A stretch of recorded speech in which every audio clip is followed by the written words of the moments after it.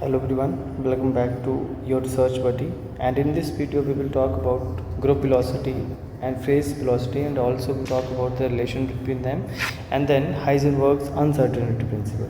So let's start quickly with the group velocity. So group velocity is defined as the velocity with which resultant wave packet formed due to superposition of two or more waves propagates. It means if wave packet, what is the velocity of complete wave packet during its propagation is represented by Vg, group velocity. Alright, and the formula is d omega by dk in case of group velocity.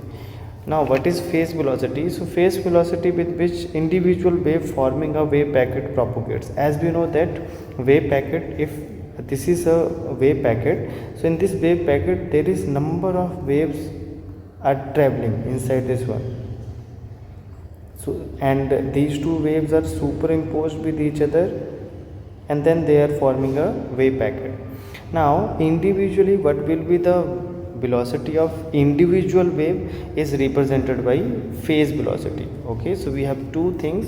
One is group velocity. Group velocity is the velocity of complete wave packet, and as we know that wave packet is the superposition of two or more waves.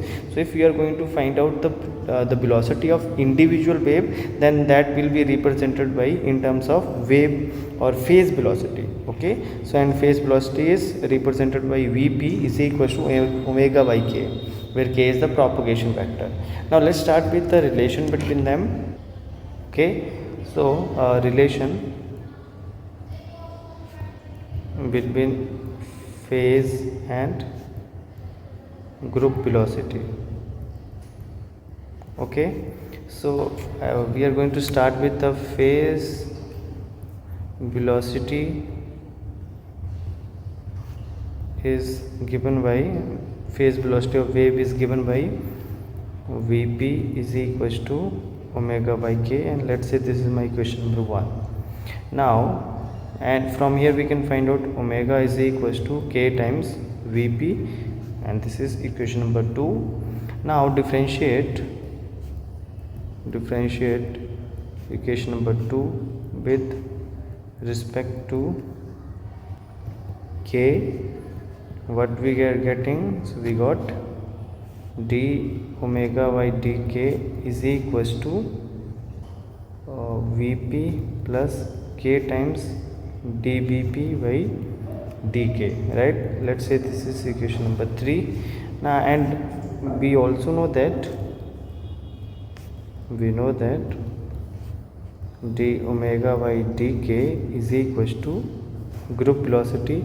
So equation number 3 can be written as, so we can write equation number 3 as Vg is equals to Bp plus k time Bp by dk.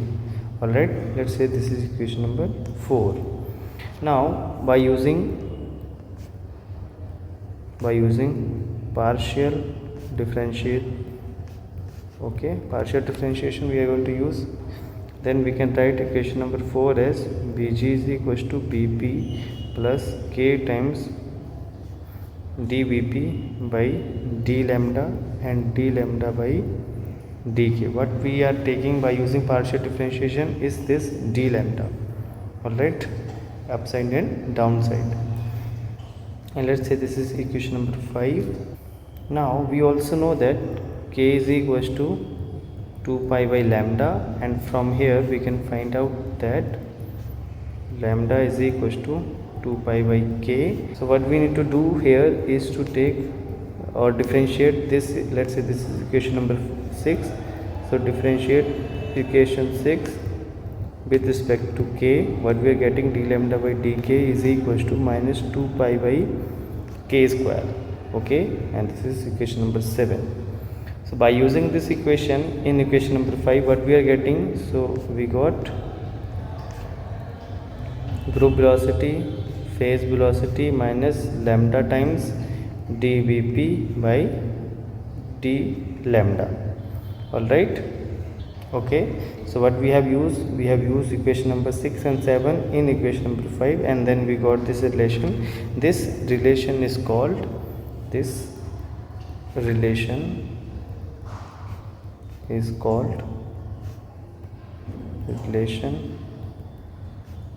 between phase and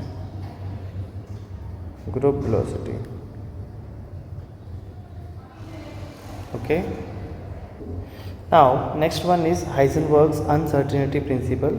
Okay, so this principle states that it is impossible to measure or calculate exactly both the position and momentum of an object.